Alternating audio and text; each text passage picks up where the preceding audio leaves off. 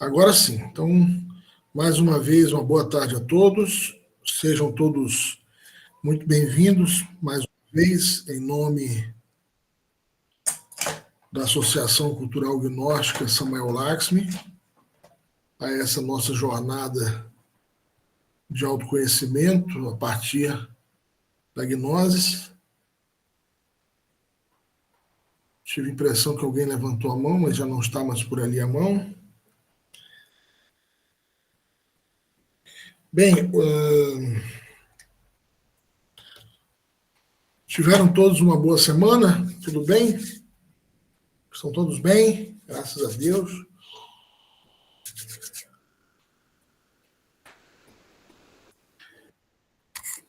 Ah, tá ok, Carlos. Tudo bem. Tivemos aqui uma colega nossa de aniversário, já demos os parabéns mais cedo. Só não recebi uma fatia de bolo, de torta. Eu já estou a ver isso, não é, Alexandre? Pois é, olha só. Tem que ir ao Porto. Não é? Eu combinar o Porto, essa torta. Mas nós combinamos isso. Eu prometido é devido. Então tá bom. Vamos acertar a data. Hoje nós daremos continuidade e também concluiremos uma série de 4 temas da área de metafísica gnóstica, né? Onde nós falamos, nesses 4 temas seguidos, sobre alguns dos princípios que regem o ser humano. Falamos sobre evolução e involução, e no tema evolução e involução vimos que a roda do Sansara, que essa roda que nos mantém nesse ciclo de evolução e involução, a única forma de nós rompermos com essa roda do Sansara, de nós nos libertarmos desse mundo de Maia, é eliminando de dentro de nós, nossa psique, os elementos que nos mantêm aprisionados a essa roda, a essa mecanicidade, que são exatamente os múltiplos agregados psicológicos, e através do primeiro fator da evolução da consciência, a morte psicológica, vimos também a necessidade de formação dos corpos superiores existenciais do ser, dos corpos solares, tema esse que nós vamos ver bem mais didaticamente daqui a umas 2 semanas. Então, e falamos também sobre a importância do sacrifício à humanidade, de iluminar o caminho dos demais para que os demais sejam iluminados. Nesse momento, aproveito o ensejo para agradecer aqueles que fizeram doações voluntárias, contribuições para a nossa divulgação do curso de gnose. Então, agora, esse mês de setembro, nós estaremos nessa campanha arrecadando fundos para podermos impulsionar a divulgação que acontecerá o início da turma em outubro, na nova turma de gnose. Então, ainda em setembro, estaremos com essa campanha de arrecadação. Aqueles que queiram contribuir aqui em Portugal, através do MBWay, é meu número de celular, e é o MBWay, e no Brasil, o Pix, quem quiser receber o número do Pix, me passa uma mensagem privada. Então, agradeço aqueles que já fizeram suas contribuições, e aproveito o ensejo para agradecer a gentileza daqueles que me procuraram e disseram que, no momento, não podem contribuir por algum motivo pessoal, alguma dificuldade, não tem necessidade nenhuma justificar, mas agradecemos a gentileza e reforçando que são contribuições voluntárias dentro da possibilidade de cada um, com o único objetivo de difundir gnoses, tá? Aqui nós temos estudantes antigos, como o Adriano, lá do Ceará, que é um palestrante antigo, tão veterano quanto nós no caminho, e a Judite, que já é membro de segunda Câmara aqui em Portugal, sabem que nós não pedimos doações para nós, instrutores, nós não somos remunerados, somos voluntários, tá? Toda doação que é feita à instituição é feita somente para difundir a gnose, para impulsionar as difusões, as divulgações, que isso é pago, e também para a manutenção das nossas sedes, pagar arrendamento, energia, etc. Tá bom? Como qualquer instituição filantrópica sem fins lucrativos, nós não comercializamos nossos cursos, treinamentos, workshops, e funcionamos como qualquer outra instituição filantrópica, através de doações da ajuda de voluntários como vocês, tá bom? Aqui no chat perguntaram quem não utiliza MBWay, eu posso passar o IBAN, e aí, através do IBAN, fazer uma transferência. Não há nenhum valor médio, Fátima, não tem, é uma doação voluntária, né?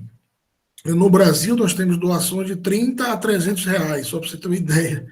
E aqui em Portugal, tem variado muito, entre 10, 20, 40 euros, mas não tem um valor mínimo, não. Realmente, todo o valor vai se somando, e para a gente poder fazer uma campanha com maior expressividade ou menor expressividade, depende só do valor. Então, não tem... Alexandra, então, nesse caso, eu preciso do IBAN. Porque não tenho MBWay, nem penso ter, com isso tanta coisa do MBWay, que eu sou muito prudente. O meu perfil bancário é prudente, eu prefiro trabalhar com o IBAN. Fátima, quando é que vai disponibilizar o link de divulgação da próxima turma? Porque há umas 2 ou 3 pessoas de quem já falei deste curso e que ficaram assim na dúvida, e eu gostaria de conversar com elas melhor, mas preciso de ter uma ideia próxima da data da divulgação do link. Obrigada.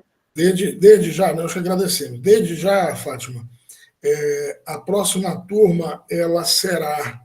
Nós teremos uma turma online que acontecerá aos domingos, às 17 horas. Ela entrará no lugar da turma que já existe, que está finalizando agora. Tá? Eu estou te enviando, Fátima, acho que você tem meu WhatsApp, meu número de WhatsApp, mas eu estou passando aqui novamente no grupo, aí depois você me manda uma mensagem privada, por favor, Fátima, e aí eu te envio o IBAN do banco para transferência, para doação, tá bem? Isso, sim, obrigada. Obrigada. Então, nós vamos dar início a 2 turmas, uma turma online, que será aos domingos às 17 horas, horário Portugal, perdão, Fátima, domingo às 16 horas, horário Portugal, e teremos uma turma presencial em Porto, que deve acontecer, também vai começar a partir de outubro, mas aí eu informo direitinho a presencial e a online para vocês, tá bom? E aí vamos conversar, temos alguns estudantes aí em Coimbra, além de vocês, do grupo de vocês, nós temos outras pessoas de Coimbra, então vamos conversar para irmos ainda, talvez em setembro ou no começo de outubro, ministrar uma palestra, quem sabe dar início a uma turma de gnose presencial também em Coimbra. Temos muito interesse, assim, muito ânimo, muito entusiasmo em fazermos uma turma presencial também em Coimbra, tá bem?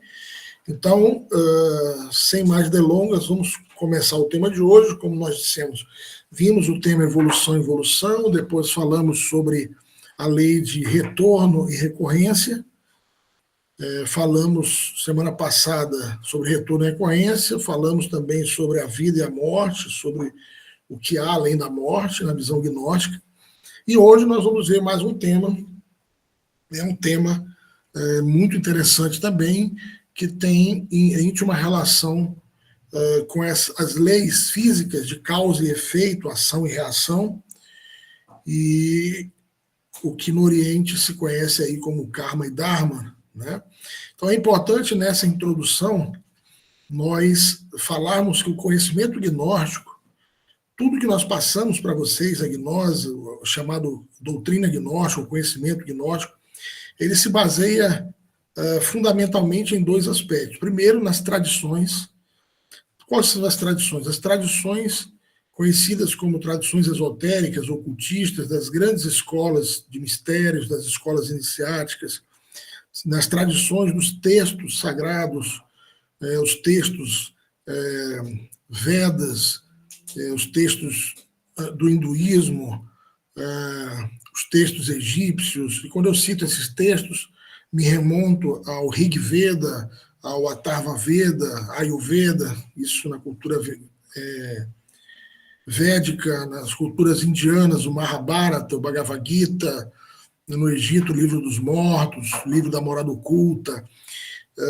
Enfim, a tradição gnóstica se baseia nos textos conhecidos como textos sagrados, livros sagrados, das chamadas religiões primárias, culturas serpentinas, as escolas de mistérios, as escolas iniciáticas.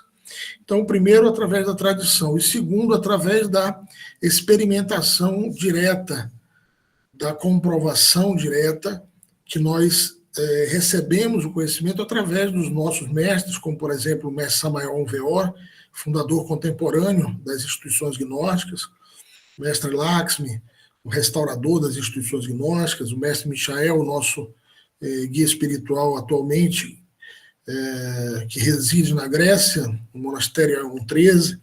Então, os mestres gnósticos, eles nos trazem esses conhecimentos da tradição ocultista, das culturas solares, das escolas iniciáticas, e também através das experiências diretas, da comprovação que esses mestres têm, através das práticas que vocês receberam, que nós recebemos desde que nós entramos a gnose. Aqueles que estão lendo os livros, que nós já enviamos vários livros, Psicologia Evolucionária, Matrimônio Perfeito, Sim a Inferno, Diabo e Karma, As Três Montanhas foi na outra turma, né? Mas vou enviar para vocês em breve. As práticas de desdobramento astral, as práticas de meditação, permitem que a gente comprove, que a gente experimente diretamente essas verdades, esses conhecimentos que nos são passados pelos mestres, pelos instrutores da humanidade, que nos são passados através das tradições, dos livros sagrados. Então, não é diferente o que nós vamos falar hoje sobre o conhecimento gnóstico relacionado a essa lei de causa e efeito, ao Tribunal do Karma. Então, sem mais delongas, esse cartaz, da outra vez me perguntaram, eu esqueci de falar, essa capa faz parte de uma pintura de um artista chamado Jofra. Ele tem várias pinturas, se vocês procurarem na internet, é um pintor, salvo engano, renascentista, e ele faz a pintura dos 12 signos do zodíaco vistos internamente, vistos clarividentemente, então repleto de simbologia, e esse aqui faz parte do quadro de signo de Libra, que a gente vai ver de novo como uma ilustração dentro do tema. Então, pô, bem, então, o que é a lei do karma? Quando nós falamos de karma, o que vem a ser a lei do karma? O karma nada mais é do que lei de ação e consequência, lei de causa e efeito. Um dos postulados da lei do karma diz: não existe causa sem efeito, nem efeito sem causa. Toda ação é seguida de uma reação. Como diz esse provérbio chinês, o plantio ele é opcional, mas a colheita ela é obrigatória. Existe um outro provérbio chinês que deu origem até àquele filme chamado Efeito Borboleta, né? É um provérbio zen que diz que nem sequer as batidas das asas de uma borboleta deixam de ter algum efeito em algum outro lugar. Então, a lei do karma, ou a lei de ação e reação, causa e efeito, ela mostra para o estudante gnóstico que não existe isso que se chama castigo. Algumas pessoas, principalmente no Ocidente, têm o karma como um castigo. Ai, fulano é meu karma. Ai, esse trabalho é um karma. Ai, meu chefe é um karma. Ai, o presidente do país é um karma. Ou seja, as pessoas têm a palavra karma com um peso negativo, como um castigo. E, a bem da verdade, estudando, portanto, a tradição ocultista, através do conhecimento gnóstico, nós vemos que, na verdade, o karma nada mais é do que a execução da lei de causa e efeito, da lei de ação e reação. Vocês observam nesse quadrinho, que eu acho muito interessante essa figura, a pessoa empurrando, como se fosse um dominó, né? Ela empurrando aqui, as peças são pequenas.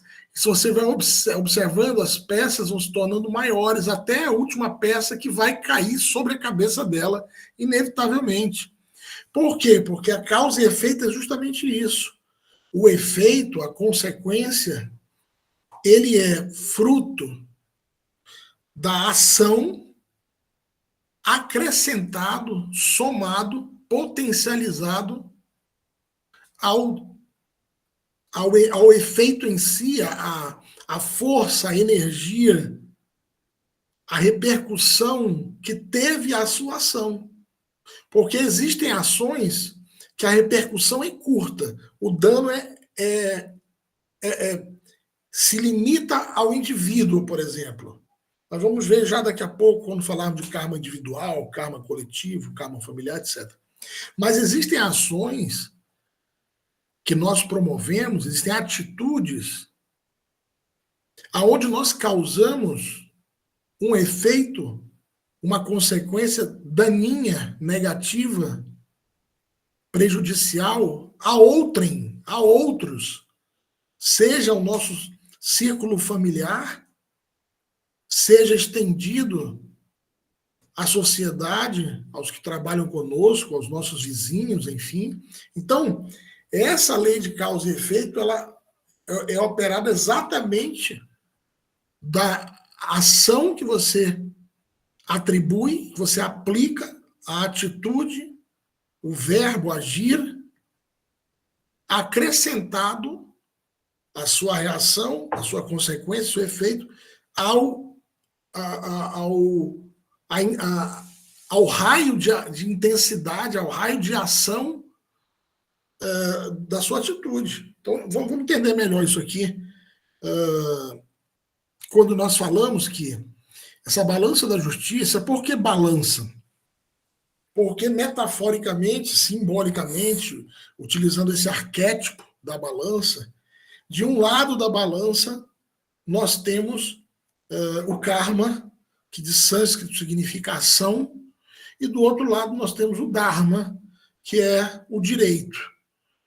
Traduzindo isso para o Ocidente, já que é o conceito original, né, de karma e dharma, nós trazemos da Índia, encontramos ali no Mahabharata, no Bhagavad Gita, em outros textos indianos, traduzimos karma como débito, como dívida, como resgate, como a consequência, o efeito de ações negativas, que geram, portanto, débitos, dívidas.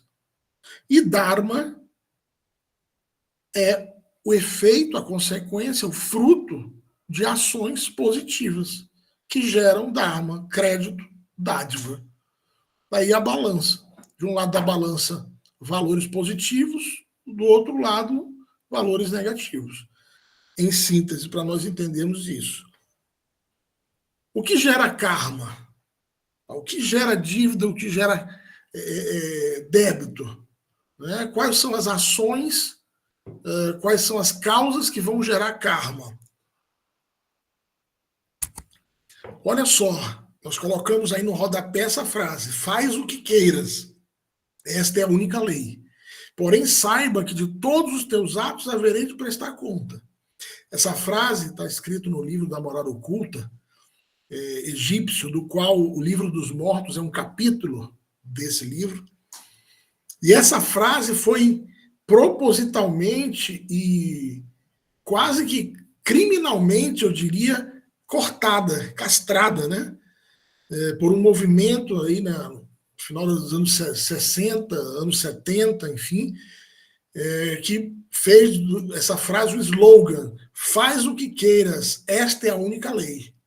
Vocês já devem ter ouvido, né? Chamada Lei de Telemann, Sociedade Alternativa, para quem está no Brasil, já deve ter ouvido falar. Então, olha só, faz o que queiras, esta é a única lei, vírgula.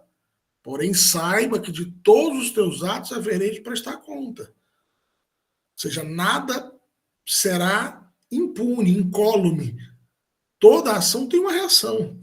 Então, o que gera karma? Gera-se karma por pensamentos negativos, sentimentos negativos, ações negativas contra si mesmo e contra os demais. E também não se gera karma, aí está o termo paga, mas seria não se gera karma somente pelo mal que se faz, mas também pelo bem que se deixa de fazer, podendo fazê-lo. Então, pensamentos negativos. Nós estamos, através da física quântica, por exemplo, através de áreas da neurociência, cada vez mais claro, comprovado de que o pensamento emite energia, emite ondas energéticas, ondas vibracionais. Então, os pensamentos, como uma antena que nós projetamos as dimensões da natureza, energia, vibrações, frequências. Isso está cada vez mais comprovado cientificamente. Quando nós falávamos disso, lá nos anos 90, né? Imagino aí o Adriano, que está por aí, começou também como palestrante em 1990, assim como nós. Era mais abstrato, mais subjetivo falar de gnoses. Mas a cada ano, a cada década que se passa, a ciência comprova cada vez mais isso que nós já estudamos há décadas, há séculos, por que não dizer. E o que ainda não comprovou, seguramente está em via de ser comprovado pela ciência. Então pensa, olhem só, como é que eu estou gerando karma? Com pensamentos negativos contra si mesmo e contra os demais. Por sentimentos negativos. Olha só, existe uma rama da física quântica que diz que as emoções, os sentimentos, são ainda mais poderosos do que os próprios pensamentos. Porque entra aí entra a intensidade da vontade, do querer. Então, sentimentos negativos, a vontade de causar dano, a intensidade, o querer causar dano, fazer mal a si ou ao próximo.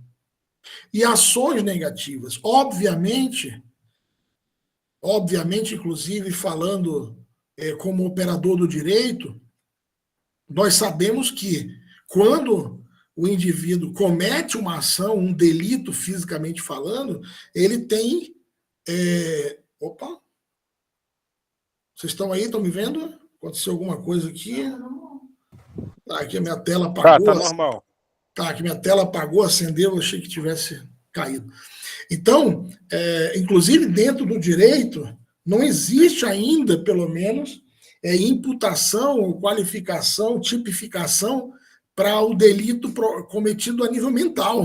Né? É só quando ele chega no físico. Então, por exemplo, o indivíduo tem um pensamento de matar alguém. Queria que o fulano morresse, pudesse matar o fulano. Ele pensou, ele expressou o sentimento, mas não há tipificação para isso, salvo se ele ameaçar. Né? Existe crime de ameaça, lógico. Mas se ele não consumou o delito, isso não está tipificado. Porém, perante vamos falar aqui a lei divina, que a gente vai já comentar sobre isso, os pensamentos, sentimentos também têm a sua carga energética, sua frequência, sua vibração, e vão gerar algum tipo de dívida. Obviamente, as ações, os atos em si, têm um peso, obviamente, muito maior. Tá?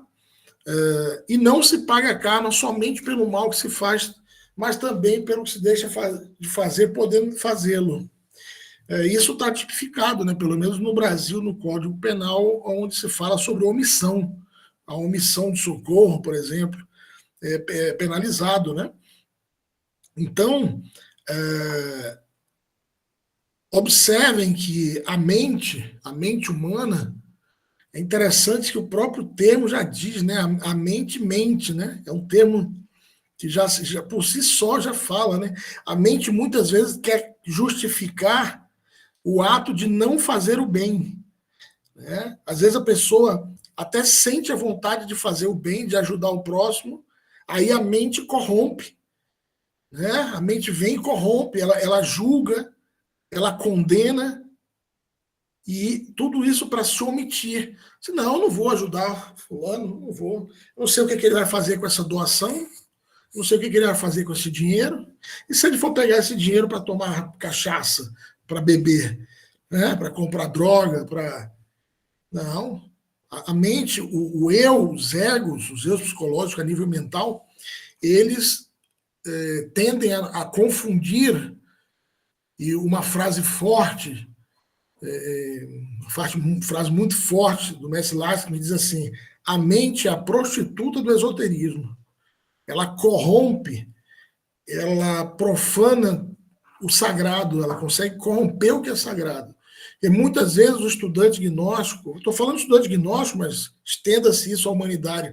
A pessoa tem um sentimento bom, ela tem uma intuição, um sentir de fazer caridade, filantropia, de ajudar, mas aí a mente vem e cria um cenário fantasioso, vários e se fizer isso, e se, e acabam corrompendo um valor do coração, uma virtude do coração, por exemplo. Então, contra si e contra os demais. Tá? Porque às vezes a pessoa diz, mas eu não faço mal a ninguém, eu nunca fiz mal a ninguém. E a si próprio? E os pensamentos? Gente, eu acho que vocês devem conhecer aí, mas eu tive no meu convívio, inclusive familiares, pessoas que bastava você perguntar, e aí, fulano, como é que você está? Eu estou muito mal. Não, eu vivo doente. Que eu tenho... Todo dia, se você perguntar, a pessoa tem uma lamúria, uma lamentação, uma queixa, uma reclamação. E é interessante que essa frequência, os mestres nos orientam que quando você diz eu estou doente, eu estou mal, né, ou quando você amaldiçoa a si próprio, isso ecoa, isso vai ecoando, vai criando essa realidade próxima, esse efeito. A Fátima disse, a militância da vitimização. E isso é muito sério. Se nós formos observar cada vez mais, o ser humano ele gosta de falar de si, né? De si mesmo. Tanto das suas dores, doenças, tragédias, dramas, quanto das suas vitórias, seus triunfos. Hoje, escutar o próximo está cada vez mais difícil, porque muitas vezes você está escutando o próximo já esperando ele engolir saliva para você falar, né? Às vezes a pessoa diz, ela conta um problema, aí o outro vem e já, mas eu tenho um problema maior que esse. Como se fosse uma competição de negatividade, né? De problemática. E quando você entra nas redes sociais, aqui nesse aparelho da Matrix, que a maioria de nós temos chamado telemóvel, dependendo das suas associações psicológicas, as comunidades, as pessoas que você segue, as mídias televisivas, jornalísticas, você só recebe desgraça. Então, isso que se chama lei de atração universal, que é uma outra lei que a gente não vai falar hoje, mas que tem relação com causa e efeito, mas é outra lei, chama lei de atração ou lei de imantação universal. Ela está intimamente relacionada com a lei de causa e efeito. E está intimamente relacionada com uma outra lei, que eu também não vou falar hoje, porque não é o tema específico, chamado lei de entropia. Digitei ali já. A lei de entropia, ela tende a nos nivelar para baixo. A lei de entropia é uma lei mecânica que tende a nivelar, ela faz uma lei que faz um esforço para nivelar tudo. Tudo. Temperatura, se eu pego um copo de água quente e um copo com água natural, a lei de entropia vai atuar fazendo com que as duas temperaturas fiquem iguais. A água fria não vai aquecer. E a água quente não vai esfriar, elas vão ficar numa mesma temperatura. Isso é uma lei de entropia falando fisicamente aqui, uma lei física. E isso acontece com os seres humanos. Quando você se envolve com pessoas no seu ciclo familiar, no seu ciclo de trabalho, pessoas negativas, se você não estiver atento em autoobservação, em recordação de si, praticando a chave sol que nós ensinamos desde o início do curso, observe como a tendência natural é que nós nos nivelemos com as pessoas que tenham pensamentos, emoções e ações negativas. Para você conseguir que essas pessoas subam, elevem o nível de vibração e frequência para o seu nível, um nível de consciência superior, um nível de emoção superior, um nível de percepção intuitiva de Deus, é um esforço sobrenatural. Você tem que ter uma aura extremamente magnética, brilhante, para conseguir impregnar as pessoas ao seu redor e elevar. E isso eu já vi. Eu convivi com o mestre Lakshmi, por exemplo, por 15 anos, e eu vi o mestre Lakshmi colocar, sem exagero algum, porque eu estava lá, ninguém me contou, um público de 5.000 pessoas no auditório, e ele colocar em níveis de consciência que nós chamamos de Sunjata, que são o mundo das 3 leis. Então, mas são seres de um grau de consciência imenso, como um Krishnamurti, por exemplo, né? Como um Leadbeater, o Dolph Steiner, o Gurdjieff, e mais contemporâneo, o mestre Samael, o mestre Lakshmi, o mestre Michael. Mas nós, em nosso nível de iniciantes, de aprendizes desse caminho, temos que ter muito cuidado, e vocês já devem ter observado isso, de você se associar com pessoas que falam, como aqui em Portugal dizem, falam asneiras, né? Que falam bobagem, que falam pornografia, que falam de violência, de golpes, você vê como fica denso o ambiente, fica próximo da pessoa, como é pesado aquela energia. E como, se nós não estivermos atentos, a gente acaba se nivelando por uma lei de entropia. Mas voltando aqui sobre a lei de ação e reação, lei de causa e efeito. Tá, essa imagem aqui que eu não expliquei, essa imagem é um papiro egípcio, um dos papiros mais famosos, que mostra aí o tribunal de Anubis, né? Gente, olha só, chegando a esse momento, é importante dizer aos senhores e senhoras que o tribunal da lei não é simbólico, não é uma metáfora, não é um lugar imaginativo. Nos mundos superiores de consciência, existe um tribunal que é o tribunal da lei divina. Nos mundos superiores existem templos, existem santuários, existem os templos da Mãe Natureza, existem templos de cura, dentre eles talvez o que reúna toda a sabedoria de cura dessa raça, pelo menos, chama Templo de Alden, digitei aí já, onde trabalham os mestres da medicina, Paracelso, Galeno, Hipócrates, Hermes Trismegisto, Mestre Iracocha, Mestre Esculápio, Anjo Adonai, Arcanjo Rafael, Mestre Smun, e todos os outros mestres da medicina trabalham no Templo de Alden. Então, nos mundos superiores existem templos da medicina, existem os templos da Igreja Gnóstica, onde se realizam os rituais, as cerimônias, existem os templos da Mãe Natureza, do Reino das Flores, dos Pinheiros, enfim. E existe o Tribunal do Karma. E vocês podem visitar o Tribunal do Karma. Esses dias, engraçado, a gente tem um tempo nessa jornada, mas eu ainda fico emocionado, ainda me arrepio, quando o estudante gnóstico fala assim: Alexandre, saí em astral e cheguei na porta, esses dias o estudante falou, cheguei na porta do templo que nós comentamos que existe no nariz da esfinge, lá na esfinge egípcia, lá na planície de Gizé, no nariz da esfinge existe a porta, o pórtico de um templo dos mistérios egípcios.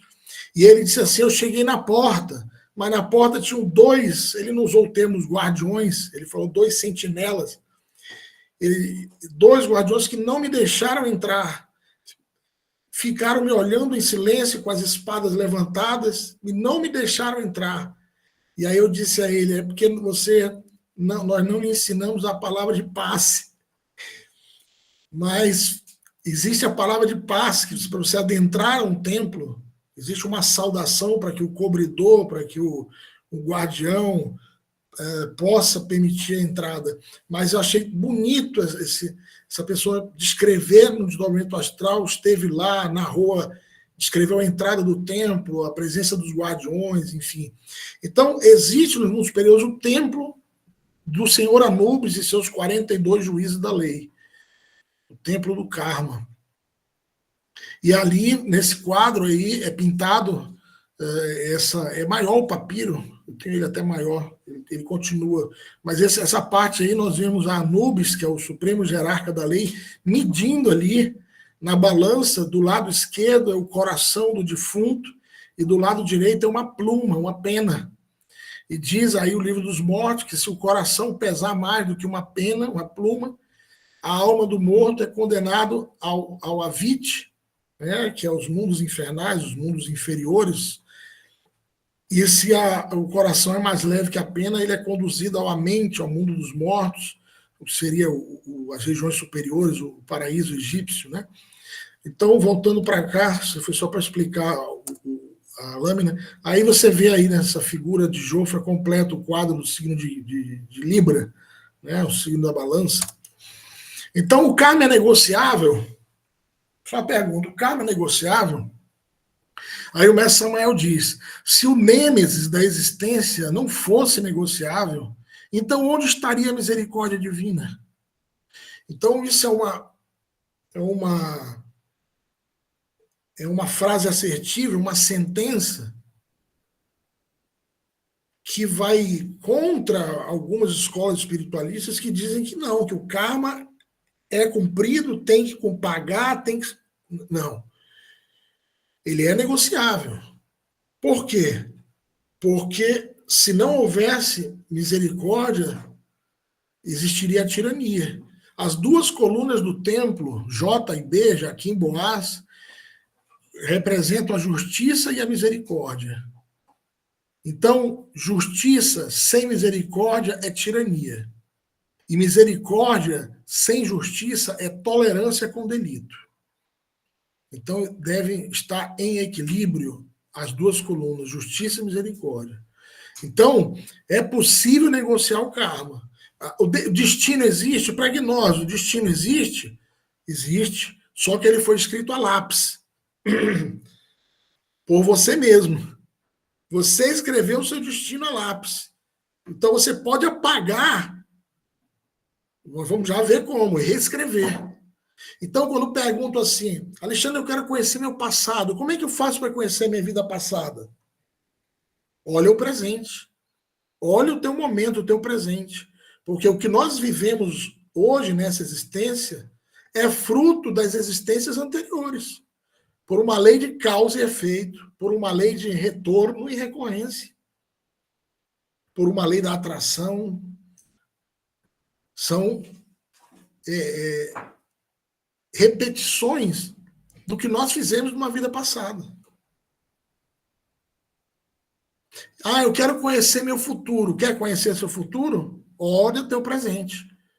Porque o que nós estamos hoje semeando, plantando, das nossas ações, dos nossos sentimentos, das nossas emoções, estão semeando o nosso futuro. E o nosso futuro não é necessariamente uma vida sequencial, uma vida seguinte, mas pode ser nessa mesma existência. Então, daí, mais uma vez, a importância do estudante gnóstico despertar a consciência. Ou vocês acham que é a consciência que comete erros? Inclusive, certa vez, perguntaram ao mestre Tawil, o venerável mestre Tawil, que eu tive a alegria de conhecer, de hospedar em minha casa 2 vezes em São Paulo. Ele é um mestre da ordem dos Epoptai, do Tibete. E ele faleceu agora, mês passado, mês retrasado, o corpo físico dele desencarnou. Perguntaram ao mestre Tawil, mestre, como saber se o iniciado está despertando? Aí o mestre respondeu, porque ele não comete erros. Os erros são a manifestação física do ego, da manifestação do ego, da expressão do ego, são os erros. Aí você pode dizer, Alexandre, mas o indivíduo pode não cometer mais erros, fisicamente falando, mas os egos continuam a nível mental, a nível emocional? Sim. O trabalho da morte do ego, ele começa de baixo para cima. O nosso trabalho de eliminação dos nossos defeitos, dos nossos agregados, começa aqui no mundo físico. Aqui você pode. Aqui quem manda é você. É você que deve comandar esse corpo.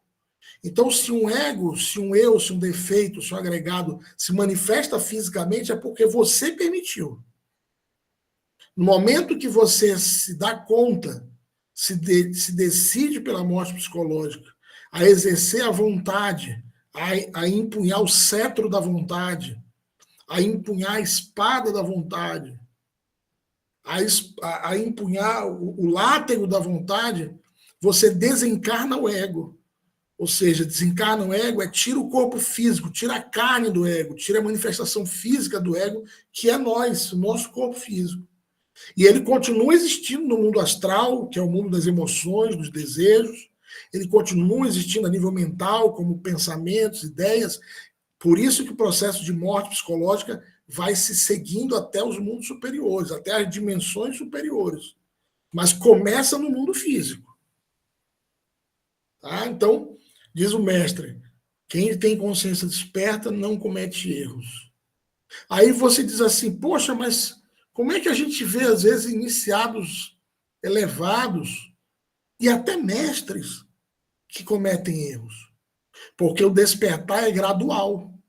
Ninguém vai de 0 a 100, ninguém vai de 0 consciência a 100% de consciência em 10 anos, em 30 anos.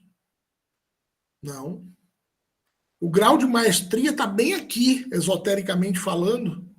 Um mestre é considerado mestre pela Loja Branca quando ele tem a partir de 30% de consciência livre. 30% de 100%. 30% ele já recebe o título de mestre. Ele é chamado internamente de santo.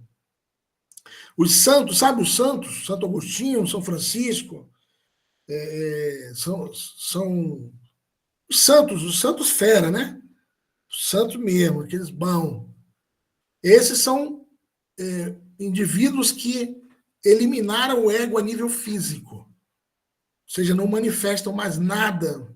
Madre Teresa de Calcutá, Mahatma Gandhi, esses grandes personagens assim que chegaram a esse estado de santificação, mas continuam trabalhando nos mundos superiores.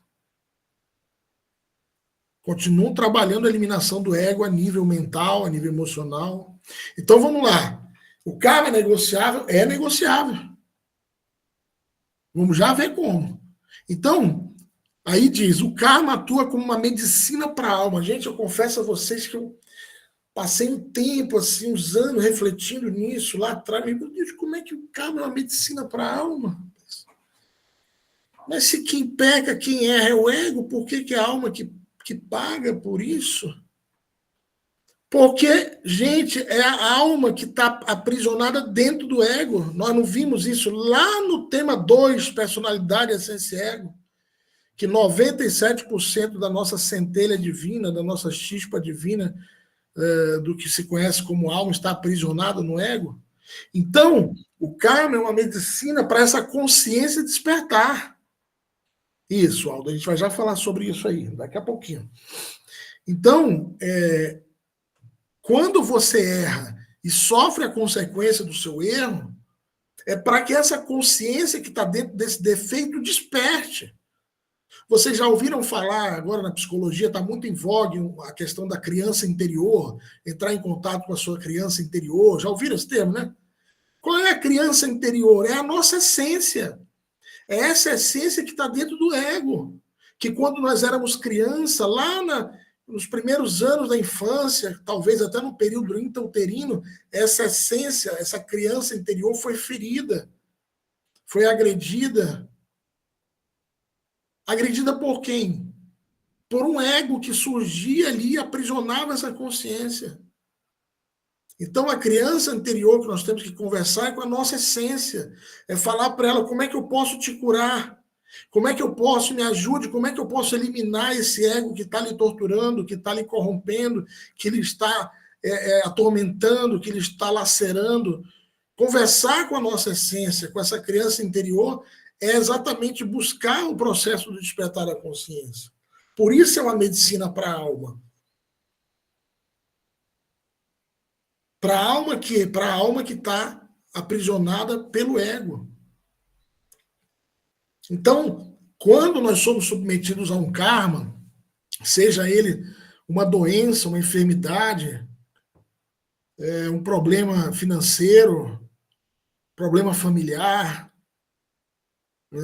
uma catástrofe, terremoto, maremoto, um acidente, seja qual for, nós devemos refletir o que eu preciso aprender com isso. O que eu preciso aprender com essa enfermidade? Normalmente, a enfermidade nos ensina que nós estamos nos alimentando mal. Ou não é isso? Quando você tem uma reação alérgica, uma enxaqueca, uma dor de cabeça, um problema gástrico, intestinal, prisão de ventre, ou uma disenteria, isso reflete o quê? Que o seu sistema hepático, digestivo, não está funcionando bem. O sistema digestório não está bem. Por quê? Porque normalmente porque você comeu algo errado. Porque você está saturando o organismo de toxina, de algo pesado. E o organismo causa e efeito, ação e reação. Então, o que uma dor ou sofrimento, uma enfermidade está nos ensinando? O que eu tenho a aprender? Que eu estou em desequilíbrio, que eu estou cometendo erros. E o que eu tenho que mudar? Não é ficar chorando as pitangas. Lá no Brasil tinha um desenho animado, na minha época, que era um personagem que ele andava assim, de cabeça baixa, e dizia, ó dia, ó céus, ó azar. Não sei se a Denise lembra, né? É o Oli o nome dele. Era um jacarezinho que andava, ó dias, ó céus, ó azar. Entende? Então, tem pessoas, a Rosa lembra, tem pessoas que infelizmente andam assim. E o que querem é contar sua história de guerra, se vitimizar, contar seus dramas, como Samael chama de canção psicológica no livro Psicologia Revolucionária, que as pessoas querem cantar a sua canção psicológica. E isso só faz aumentar o problema, porque isso alimenta o ego, alimenta o defeito que causou, que foi a ação que causou o karma em questão, o problema em questão. Entende? Então, mais uma vez, o caminho é para dentro, não é para fora. O problema não está no nosso cônjuge, não está na nossa mãe, no nosso pai, não está no presidente da República, não está no... A questão está aqui dentro. Né? Mas é um caminho doloroso. Fátima diz ali, a luxúria do sofrimento delicia muitas consciências. É isso. São as paixões, né? Algum dia, talvez, quero a Deus que escutem a seguinte frase. A Judite já escutou, o Aldo também, talvez outros aqui de segunda câmara, que diz assim como as salamandras devem viver entre as chamas sem sentir seus efeitos. Essas chamas são as paixões humanas. Não deve ser fria ou frio, porém deve selecionar teus entusiasmos, voando com tua alma até todo generoso e sublime. Deves ir com amor em socorro de teus semelhantes. Não deve ser frio, mas deve selecionar teus entusiasmos. Deve viver entre as chamas sem sentir seus efeitos. Essas são as paixões humanas. Eles têm muitas paixões humanas. Temos que ver qual é a nossa, né? Então, vamos continuar aqui. E vocês podem perguntar, tá, gente? Vocês me desculpem, eu faço muitos monólogos, né? essa velha guarda que não sai de mim. Olha, juro que eu tento arrancar a velha guarda, mas ela persiste. Então, perguntem, levante a mão, contestem, discordem. Ah, deixa eu ver se está por aqui. Ah, não está. Um colega que discordou da gente há 2 semanas atrás. Esperava que ele continuasse. Espero que continue. Talvez vai escutar a gravação. A gnose não é dogmática. Nós podemos sim conversar, dialogar para compreender o ensinamento e não engolir como uma crença. Tá? Então, fique à vontade para falar, porque senão eu vou falando aqui, eu me empolgo, me entusiasmo, porque o conhecimento é muito bonito. Então, podem perguntar aqui. Ó. Vou até beber água aqui para vocês ficarem à vontade para levantar a mão e falar. Fala alguma coisa. Kelly, quer falar aí no computador? Não, só está para ouvir aqui. Ó, a Kelly vai fazer uma pergunta. É que eu tenho a impressão que o karma, essa história do karma, é como se fosse um círculo infinito que fica girando, girando, porque... Vocês estão escutando? Ah, não, está muito longe. É melhor tu abrir para... Ela vai abrir aqui É que sempre que eu estudo o karma...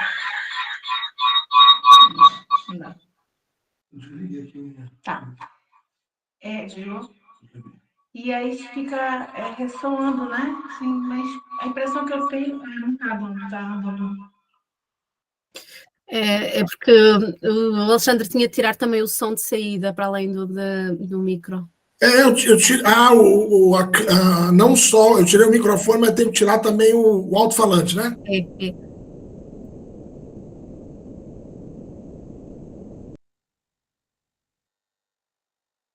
Então, é que sempre que eu estudo esse tema, eu fico me perguntando.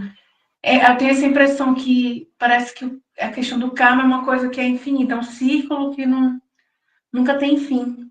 Fico pensando nisso às vezes, porque, por exemplo, estou passando aqui uma determinada situação e aí, com certeza, isso é um karma, de repente, aí de outra vida e tudo, e aí que eu estou pagando com sofrimento. Mas por conta dessa situação atual, né, de sofrimento, eu acabo, por exemplo, não sei, de repente aqui afeta uma terceira pessoa. E aí eu tô pagando esse karma aqui com sofrimento, mas já peguei outro karma com essa outra. Gente, parece que não acaba nunca. Essa é a impressão que eu tenho. Como é isso? Vamos lá. Já passo aí para a Rosa a palavra. Vocês veem a importância do conhecimento? A ignorância, ela é trevas. Ignorar, a palavra ignorar significa desconhecer, né? Então, o conhecimento, ele lança luz sobre as trevas da ignorância. Por isso a importância, primeiro, de nós difundirmos o conhecimento, que as pessoas tenham conhecimento, para ela poder, primeiro, saber deixar de ignorar, como diria Sócrates, né? Sócrates diz que a humanidade não só ignora, como ignora que ignora. Então, nós que estamos aqui já cortamos o primeiro ignorar, já. Nós já temos o conhecimento. Quando você tem o conhecimento, vem o segundo ponto, que é a reflexão. Existe um ritual egípcio que diz assim: dor e reflexão, eis aqui teu caminho. Dor e reflexão. Porque a dor sem reflexão se torna tortura, se torna masoquismo. Por exemplo, a pessoa, um gnóstico, vamos falar de um gnóstico, que está sentindo uma dor por um problema, uma doença, e ele não reflexiona, ou ele está se torturando, ou ele é masoquista, gosta de sentir dor.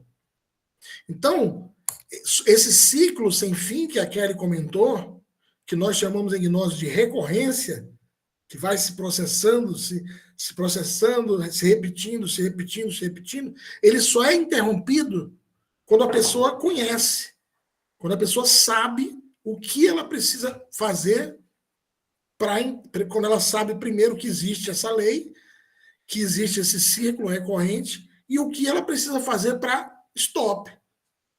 Mas entre conhecer e ter a sabedoria, existe uma distância, né? Porque tem que ter a reflexão, tem que ter a prática, a experiência direta. Por isso a importância de despertar a consciência. Se nós não despertarmos a consciência, nós vamos andar em círculos, não tem jeito. E não adianta, nesse momento, nós olharmos para a humanidade. Ah, mas pobrezinha da humanidade não sabe. Então, por isso que quem ignorantemente peca, ignorantemente paga. Por isso que nós ansiamos profundamente que todas as almas recebam a herança da luz, que todas as almas recebam o conhecimento, para que possam refletir e mudar, eliminar o agente causador do karma. Quem é o agente causador do karma? É a consciência? É a alma? É o ego. É isso. Nós não somos vítimas, nós somos criadores do agente causador da dor, que é o ego. Somente nos levantando contra o inimigo secreto que está em nós mesmos, nós rompemos esse ciclo. Senão, sim, vai se tornar um ciclo ad eterno. Ontem eu li um texto do Mestre Samael, ele falando sobre as mônadas que passam os 3.000 ciclos de evolução e não se autorrealizam.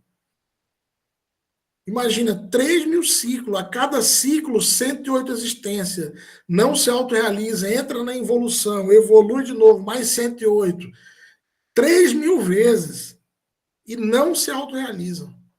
E elas voltam para o absoluto, elas voltam para o seio do grande arquiteto do universo, da mesma maneira que saíram de lá, inocente e pura.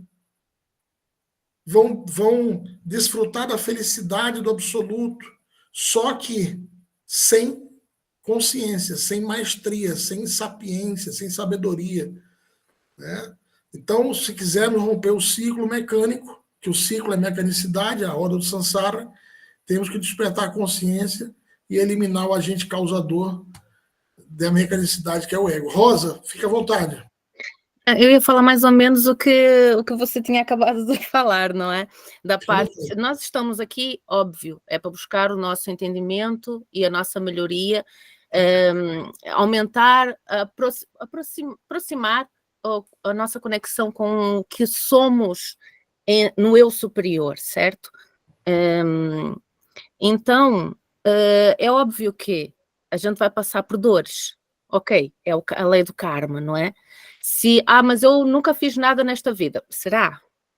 Isso é, não é? Querer nos colocar também num papel de bonzinhos, e na verdade, quando a gente vai refletir sobre as coisas que nós fazemos, lá no fundo, não é tão bonzinho assim, não é? Às vezes a gente tem que realmente sair do que é a nossa vida e olhar essa personagem que nós estamos aqui a viver numa tela, não é? Olhar com mais consciência para aquilo que nós andamos a fazer. Nós estamos a passar por situações karmáticas, muito bem, temos que aceitá-las, temos que vivê-las, porque afinal de contas temos que passar por isso e temos que tentar fazer melhor, não é? Tentar tirar essas máscaras, se libertar dos eus psicológicos, não é?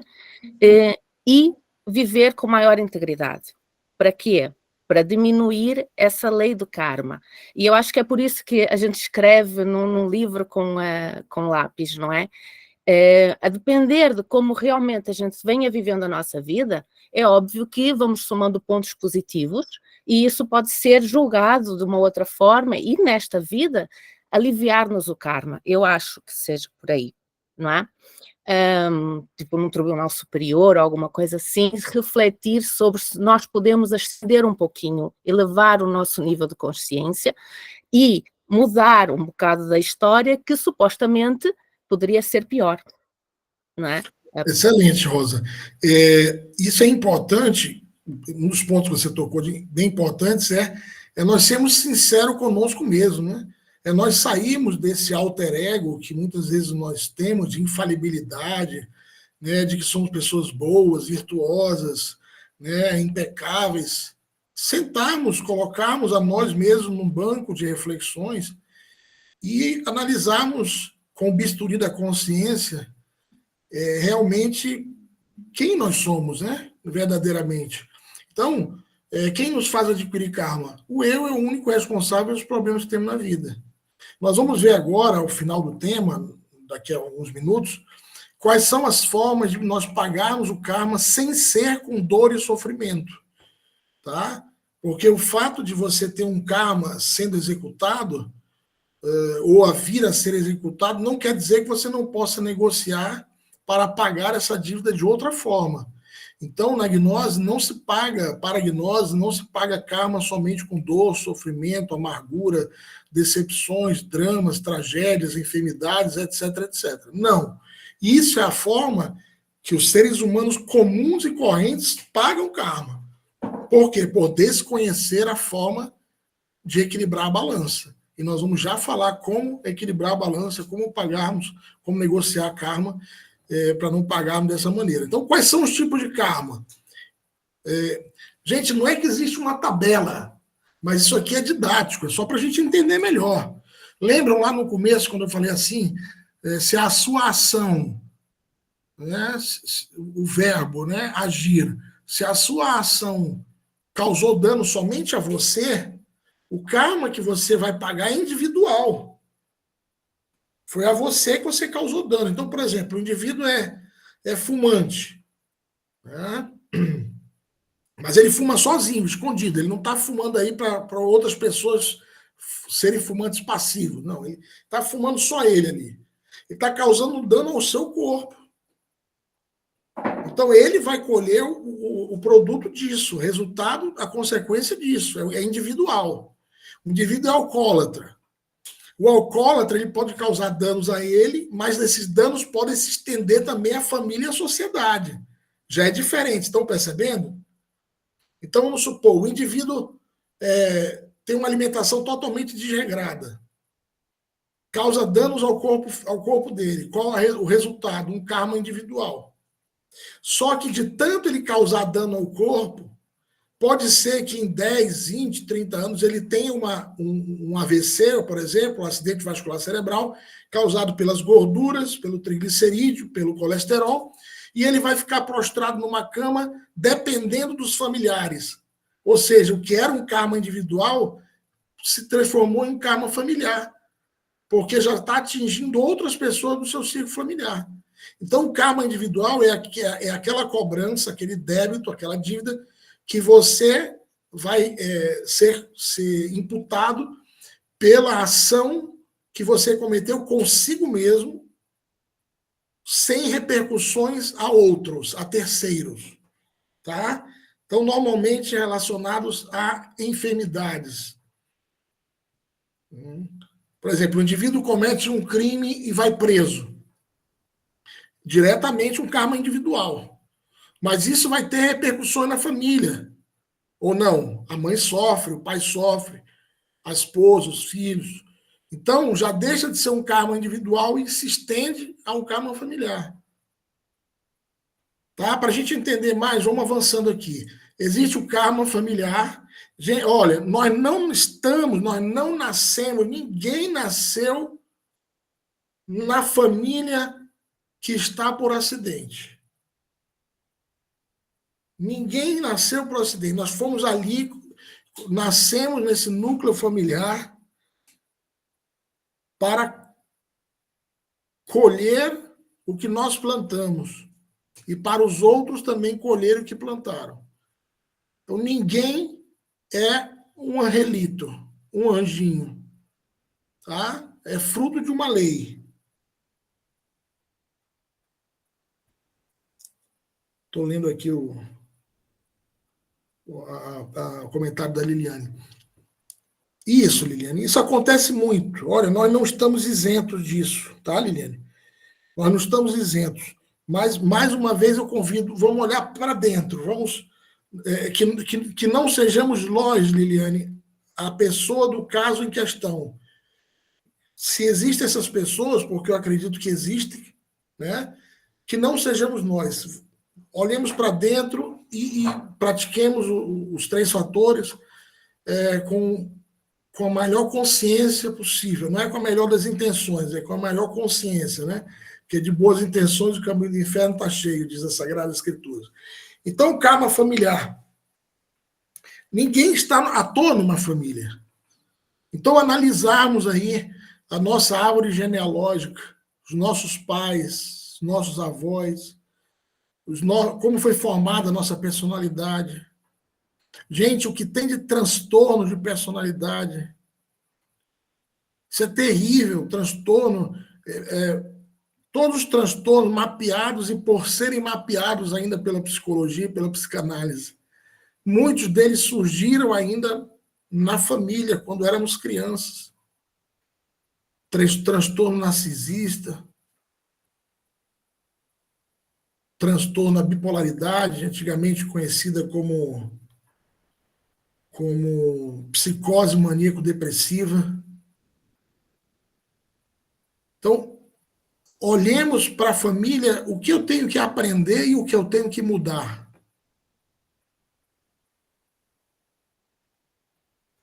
Então, assumimos uma postura sincera e reflexiva, analítica. Karma social. O karma social é o que nos juntou, o que nos fez nascer numa cidade específica, numa localidade específica que tem problemas, sei lá, de violência, ou problema de falta de água, ou problema de miséria. Por algo, essa alma chegou até ali. Algo ela tem que aprender, que modificar. E se não aprender por las buenas, se não aprender com a consciência, talvez aprenda com a dor. Talvez. Algumas aprendem, outras não aprendem. Outras, como diz a Kelly, só aumentam o problema. Só vão aumentando a bola de neve com a dor. Tá? O karma mundial, também chamado de karma planetário, é o karma que envolve a humanidade. Hoje, mais cedo, a gente conversava num estudo sobre antropologia gnóstica. Estava presente aí a Judite, acho que só a Judite e a Kelly dos que estão aqui. Então, a humanidade ela tem um karma a pagar por uma série de coisas. E nem falamos sobre isso na conferência de mais cedo, né, sobre o karma planetário. A contaminação dos mares, dos oceanos, a extração do petróleo, que é o sangue do planeta, a destruição das florestas, a destruição dos seres humanos entre si, as guerras, as bombas bacteriológicas, os alimentos transgênicos, tudo isso gera um karma para a própria humanidade. E esse karma é cobrado através da fome, das guerras, dos cataclismos, das catástrofes naturais. Isso tem a ver diretamente com o karma mundial, também chamado de karma planetário. Karma sadhya, eu evito falar nesse momento, cito, mas não dá para explicar muito, só depois do tema 19, que nós vamos ver daqui a umas 2 ou 3 semanas, onde nós vamos falar sobre a alquimia, sobre a transmutação das energias sexuais. O karma sadhya é um karma diretamente sexual, tá? Onde você compartilha, quando você pratica o sexo, você não está compartilhando só a carne, só um prazer físico, mas também energias, e existe um karma específico relacionado à questão sexual, tá? Mas depois a gente vai falar melhor sobre isso algum dia. Ali o Aldo falou sobre o karma duro, não sei se o Aldo ainda está por aí. Mais cedo ali ele falou, está aí ainda está o Aldo, ele falou mais cedo sobre o karma duro, né? Lá no começo ele falou só o karma duro que só elimina com a segunda morte. O que é o karma duro, gente? É o único karma que não tem negociação. Aldo, não tem negociação, vírgula, porque para a misericórdia de Deus não existe nada impossível. Para uma lei superior, quando uma lei superior lava uma lei inferior, não tem nada imutável. Para a divindade não há nada imutável. Porém, didaticamente falando, Sim, karma duro é um karma que já não tem como negociar, a pessoa tem que pagar com dor, sofrimento, com enfermidade.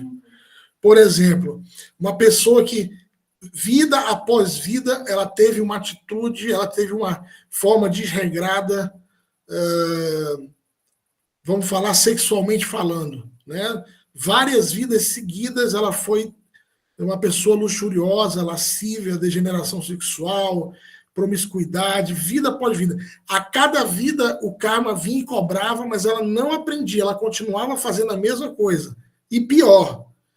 Então chega um momento aonde já não tem mais, aonde ela nasce nessa vida e ela contrai uma doença, uma enfermidade que não tem a cura. Normalmente de cunho sexual. Tá? Só existe uma enfermidade de cunho sexual que eu conheço que não tem cura. Por quê? Porque o câncer ele é também um karma relacionado à luxúria.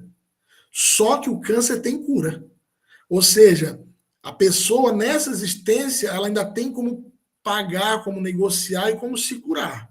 Mas a outra enfermidade que ainda é incurável, que é os portadores do vírus HIV, ainda não tem cura. Eles podem prorrogar a vida por uma série de remédios, coquetel, que prolonga a existência, mas não cura. Então, karma duro é aquele que já não tem como negociar. Então, por exemplo, a pessoa, outro exemplo, ela nasce sem os membros inferiores, superiores, não tem como curar aquilo. Nasceu sem os braços, atrofiados os braços, as pernas. Esses dias nós vimos, foi Madrid ou Barcelona, aquele caso lá? Foi Madrid, né? Foi Barcelona? A Kelly ficou muito impactada que uma pessoa que ele nasceu daquele jeito. Você imagina uma pessoa de 4, só que de costa, uma posição de mesa para trás, assim. Ele andava como se fossem patas, de costa. Ele nasceu daquela maneira. É quase um estágio já de involução em vida, um estado animalóide, assim. Parecia um animal mesmo. Né? Mas nasceu daquela maneira. Aquilo não tem cura nessa existência. Ele pode, se tiver uma outra existência, já poderá vir normal. Mas nessa existência não tem. Nasceu com uma paralisia cerebral violenta, alguma coisa desse tipo. Então, o karma duro, nessa existência, não tem mais. Tá? Normalmente, isso acontece na última existência do indivíduo. É quando já na próxima já vem a involução, a roda gira, e essa essência vai passar pela morte segunda. Eu falo algo ali na frase dele, que a morte segunda é a involução submersa. Tá? Mas, não, gente, não queimemos pestana com isso aqui, não. Como diz uma frase do mestre assim, nós não devemos ter vergonha de erros cometidos no passado, senão temos pavor de segui-los cometendo no presente e no futuro. Então, não queimemos fósforo assim com... Né? Às vezes a mente quer fazer a gente devagar, se complicar com esses conceitos. O essencial é o ego, o agente causador do karma. O karma é lei de causa e efeito, ação e reação. Está nas minhas mãos o destino. Está nas minhas mãos. Eu posso alterar com consciência. E aí, por último, o karma, o último que está aí é a catância. Catância é o karma superior. É o STF da justiça divina. Tá? É o karma dos iniciados, das iniciadas, daqueles que tiveram o conhecimento, porque uma pessoa que ignorantemente peca, ignorantemente paga, mas aquele que erra conscientemente, paga conscientemente. Então, a lei da catância é um karma superior.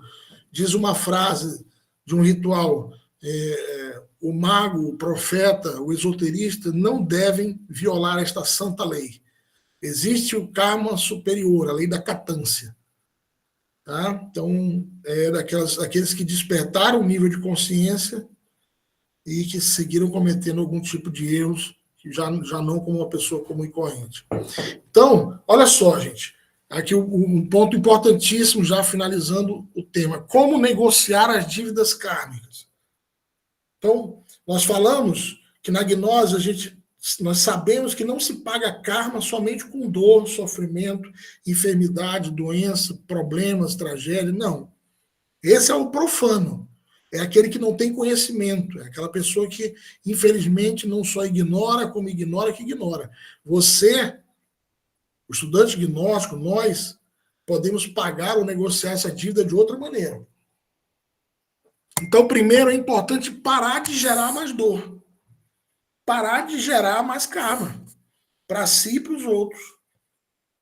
Né? Parar de cometer ações negativas. Porque a gente falou lá no começo. Pensamentos, emoções e ações negativas. Aí vem o que se chama de reto pensar, reto sentir, reto atuar. Segundo, sacrificando-nos pela humanidade. Por quê? Porque nós vamos ver aqui na frente, já, devia até estar antes esse outro slide. Deixa eu até projetar logo o outro aqui, depois volto para cá. Para nós entendermos que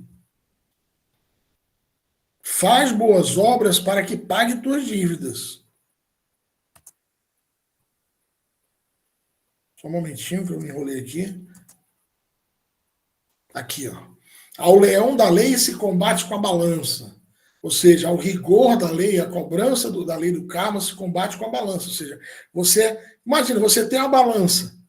Se um lado da balança está mais pesado, como é que você tem que fazer para equilibrar essa balança? Tirar peso do lado que pesa mais e colocar mais peso do outro lado, não é isso? Para equilibrar a balança? Então eu tenho uma balança, o lado do karma está bem pesado. O que eu tenho que fazer para equilibrar? Ou eu coloco o dharma do outro lado, ou eu vou tirando o peso do lado de cá. Como é que eu tiro o peso do lado de cá? Eliminando o ego, o agente causador do karma. E como é que eu coloco o dharma do lado de cá?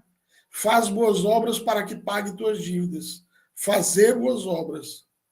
Caridade, filantropia, sacrifício pela humanidade.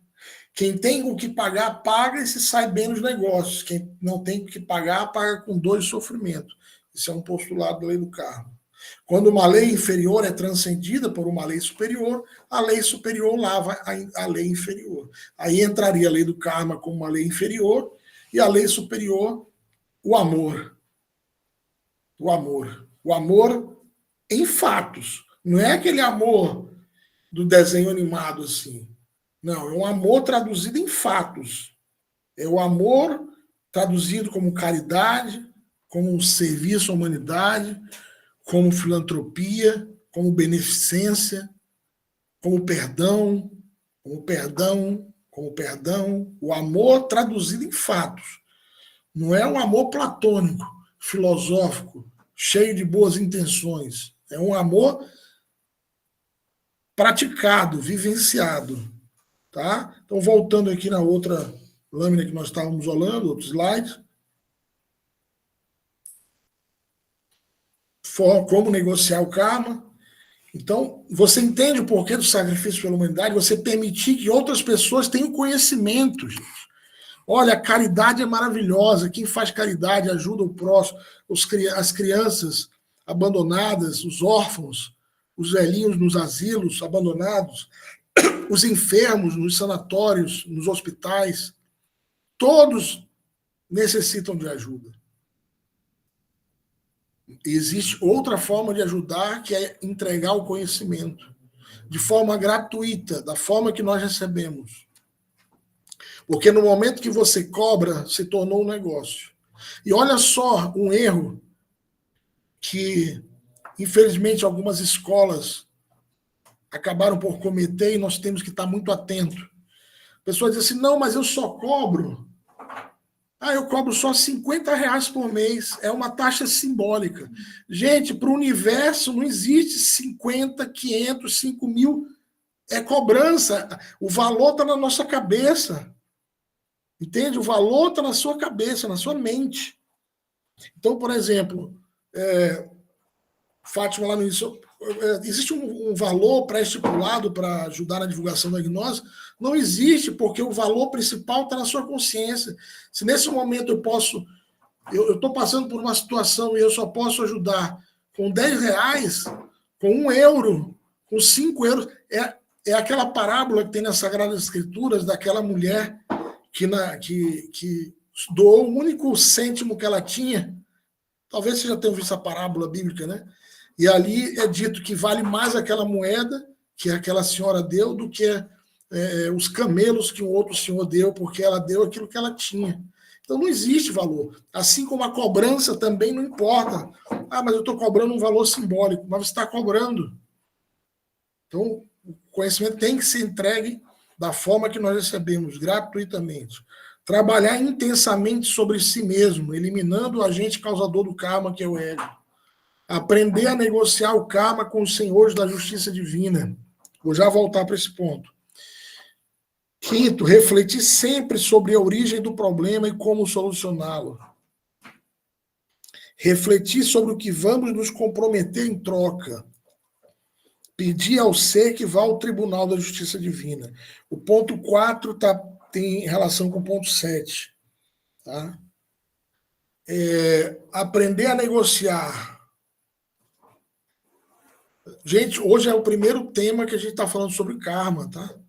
Não pense que está esgotado aqui, não. Isso aqui é a palestra de primeira câmara, tema 1 sobre o karma. Tá? Então,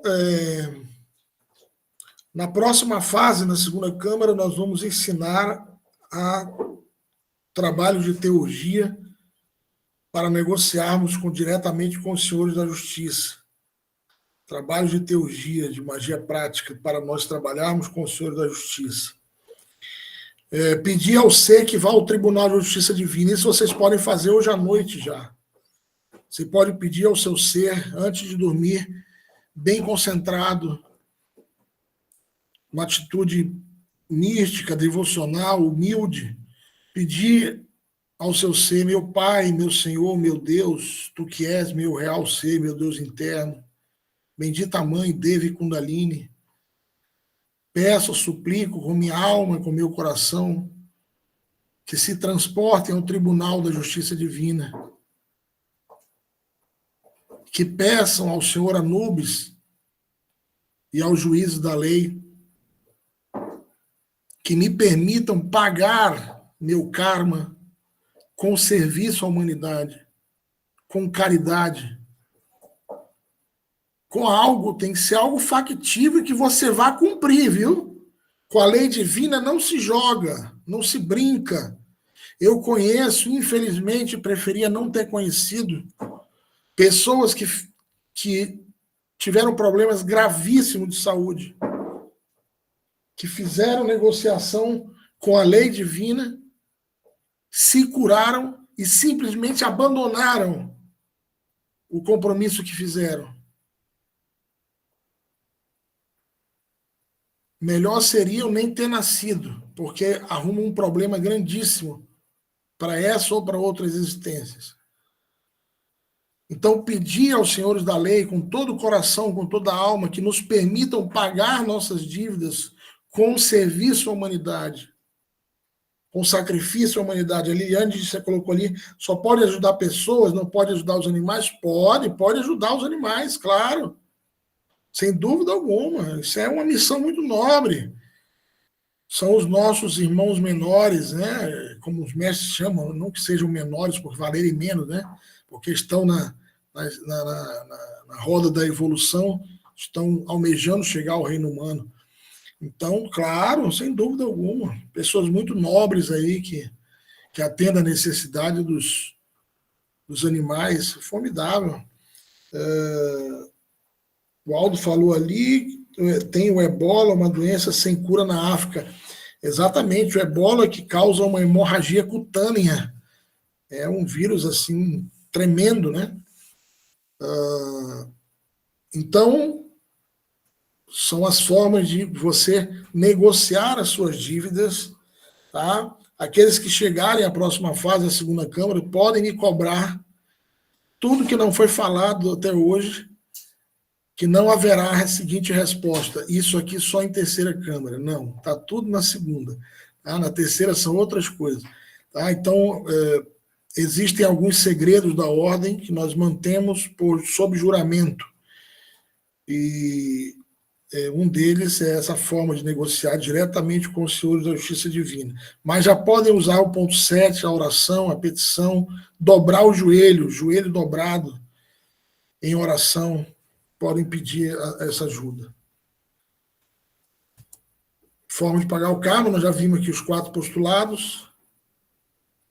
Com quem podemos negociar o nosso karma? Com o senhor Anubis e os 42 juízes da lei. Anubis é o jerarca da lei divina. Todos nós possuímos nesse tribunal um livro da nossa alma, da nossa alma, da nossa centelha, onde estão anotados esses débitos, esses créditos de cada um de nós. Esse aqui é o papiro completo, né? Bem, dessa maneira, finalizamos o tema e vou passar as perguntas, aqueles que têm dúvidas. Tá bom. Não, também. Tá bem. Levantou a mão Liliane. Fica à vontade, Liliane, pode perguntar.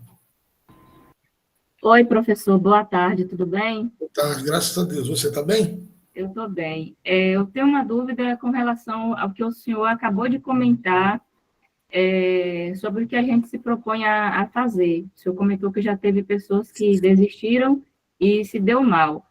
Nesse caso, é a gente mesmo que escolhe ou é o Tribunal da Justiça que escolhe o que a gente deve fazer? Muito boa a sua pergunta, Liliane. Muito obrigado por você fazer essa pergunta, tá? Então. Gente, olha só, olha como é importante essa pergunta. Somos nós que devemos escolher. Tá?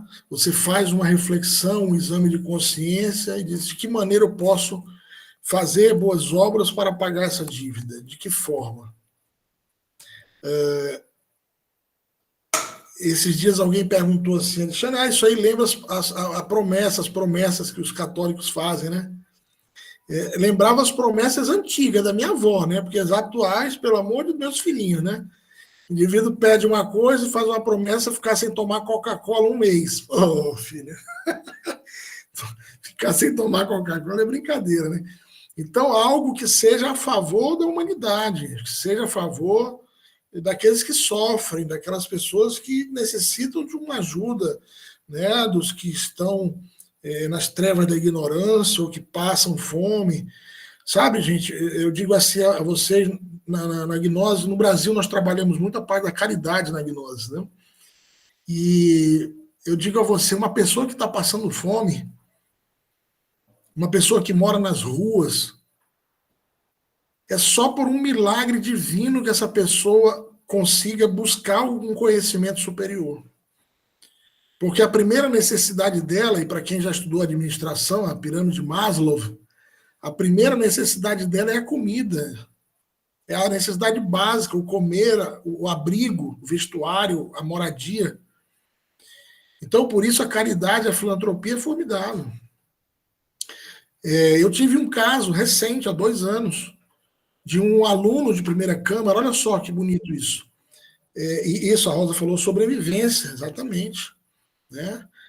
Agradeço aí, Fátima, pelo comentário, pelo elogio, algo desse tipo, né? Muito obrigado. Há 2 anos eu dei a primeira câmara lá em Manaus e tinha um rapaz que ele sempre era um dos primeiros a chegar. Tá, Fátima, fica à vontade. Fica com Deus, boa semana, tá? Fátima, temos que comentar isso, conversar sobre a nossa ida a Coimbra. Depois a gente conversa durante a semana no WhatsApp. Boa noite, boa semana. E esse rapaz... Obrigado. Vamos falar, sim. Obrigada, com licença. Fica com Deus. E esse rapaz sempre chegava primeiro, e eu comecei a observar que ele vinha sempre com uma roupa um pouco suja, uma mochila nas costas. E aí eu perguntei dele, e ele me falou, ele era morador de rua. ele era imigrante daqueles da Venezuela que entraram no Brasil, milhares e milhares e milhares, fugindo do comunismo, fugindo do sistema da ditadura que existe na Venezuela hoje, e morava nas ruas. E ele, um grau de compreensão, toda a conferência, os comentários, as perguntas, meu Deus do céu, um amor, assim, uma pessoa que tinha tudo para ser revoltada, para ser, né, reclamar, se vitimizar, morava na rua. Imagina isso. E aí, conversei com o grupo da Gnose e pedi, intercedi para que ele fosse morar lá no grupo da Gnose, na nossa sede. Sem ser mesmo segunda câmara ainda, nem era a primeira câmara. Aí o grupo consentiu, né, levei ele para lá, né, e aí, resumo da ópera. Hoje é um grande missionário gnóstico, não está mais em Manaus, se casou com uma amazonense da Gnose também. Hoje eles estão em Chapecó, em Santa Catarina, fazendo missão. Abriram recentemente um centro de estudos, Lumisial Zachariel. Engraçado, Zachariel é o Logos de Júpiter, que tem relação com a lei, com a justiça divina. E então, como é você poder levar conhecimento às pessoas e mudar a vida das pessoas? Isso é um caso extremo. Tem centenas de cases de mudança, mas isso aqui é um caso extremo. Então, você vê aquilo que está ao seu alcance, Liliane. Ajudar um orfanato, ajudar um asilo, distribuir umas cestas básicas por mês, sei lá, o que esteja ao alcance, para não se complicar, para não se enrolar com coisas que depois a pessoa não vai conseguir cumprir. Tá? Mas nós podemos esclarecer melhor, depois podemos conversar, inclusive, se quiser depois em particular, caso específico a gente conversa em particular, mas no geral é isso aqui, você se comprometer com algo de serviço ao próximo e, obviamente, claro, você pode se comprometer a deixar de cometer tal erro, deixar de cometer um erro específico, né, sacrificar um vício, um mau hábito, né, em prol de ser atendido, sem dúvida alguma, também pode. Tá? É excelente isso, formidável. Outra dúvida, professor, no caso, quando nós temos mais de um desafio, ou mais de um problema de saúde, ou um desafio que não necessariamente é problema de saúde, mas é algo recorrente, tem como negociar mais de um? É feito por partes, ou só é um mesmo? Não, pode se negociar sim. Claro, pode se negociar, sem dúvida alguma. Primeiro, Liliane e demais participantes e ouvintes, os que vão ouvir a gravação, é importante primeiro você fazer uma reflexão profunda buscando a causa causorum, né? A origem do problema. Aonde está, porque existem problemas diferentes que às vezes têm uma causa em comum. E outros não, outros são bem diferentes. Tem origem em egos, em eus diferentes, ou em vícios diferentes. Então, você primeiro refletir muito sobre o que você tem para aprender e o que você tem para mudar em relação a isso. Descobriu a causa, a origem, aí você trata cada um separadamente, mas negocia da mesma maneira. Entende? Então, negocia da mesma maneira, ou seja, faz boas obras para tuas dívidas. Fica à vontade, João. Boa semana. Fica com Deus, tá? Obrigado pela presença. O tema já se encerrou. Quem tiver compromisso ou quem quiser se retirar, fica à vontade, tá? Depois eu finalizo a gravação e amanhã eu envio aqui no grupo. Tá bem? Então, pode ser negociado mais de um aspecto simultaneamente, tá, Liliane? Pode ser sim. No caso, para descobrir as causas, por meio da meditação ou essa oração que o senhor comentou no momento da gente dormir, para entrar em contato com o Tribunal da Justiça? Tá. Liliane, a oração para o Tribunal da Justiça já é quando você já descobriu a origem do problema através da reflexão diária, da meditação, da retrospecção do seu dia, principalmente buscando a causa, a origem do problema, se a causa dele é recente, ou foi na infância, mas você mesmo pode fazer isso, não precisa ir necessariamente num terapeuta, não. Você mesmo vai buscar a causa, a razão, pedindo na meditação, quando você entrar em meditação, pedindo que tenha a iluminação, que lhe seja dada a iluminação, a sabedoria em relação à origem desse problema. Então, quando você tiver refletido, aí você faz um compromisso e faz a prática. Você pode fazer essa prática 9 dias seguidos, tá? A prática com o Tribunal da Lei, 9 dias seguidos. Se possível, faça essa prática. Carlos, um grande abraço. Carlos, vou ligar para você amanhã, tá? Preciso conversar com você aí sobre o seu espaço em Porto. Amanhã eu ligo para você. Um abraço. Pode falar, Carlos. Já eu continuo a resposta aqui. Se quiser falar, fica à vontade. Carlos, imagino que é o osteopata, né? Que tem um consultório em Porto, onde nós vamos fazer as aulas presenciais. Amanhã a gente conversa sobre Sim, isso. a gente amanhã podemos falar sem problemas nenhuns. Tá. Tá bem? Eu até estou de férias, preciso, por isso estamos à vontade. Então tá ótimo, maravilha. Boas férias tá. E amanhã a gente conversa. Deus quiser. Obrigado. Um abraço, prazer. Obrigado. Tchau. Então, Liliana, você faz o estudo do problema, muita reflexão, meditação, e quando você já intuiu, já percebeu, já identificou a origem do problema, você faz um compromisso, seja de não cometer mais esse erro específico, né, e também de fazer algum trabalho em prol de ajudar os demais, né, e faz 9 dias, se possível, no mesmo horário, se possível, às 3 da manhã. Eu não consigo 3 da manhã, faz 5.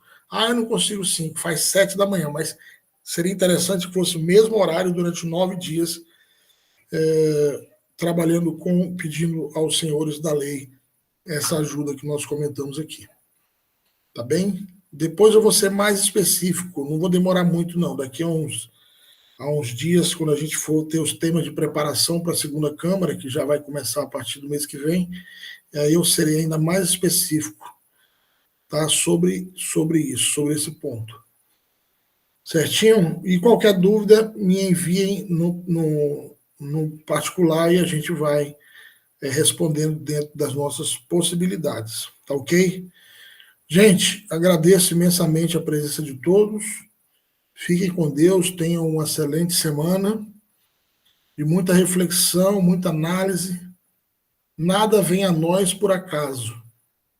Não deixemos a vida passar desapercebida. Então, trabalhemos o despertar da consciência, revisem os materiais do início do curso, tem muita informação que talvez a gente não tenha observado, talvez nem tenha dado o devido valor, porque estava no começo do curso, mas tem grandes chaves técnicas do despertar nos primeiros temas do curso, tá bem?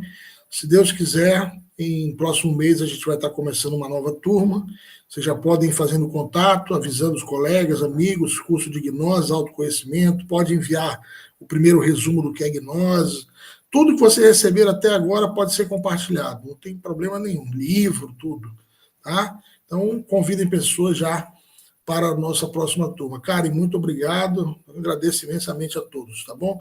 Judite, obrigado, esteve conosco às 16 horas, esteve conosco agora às 19.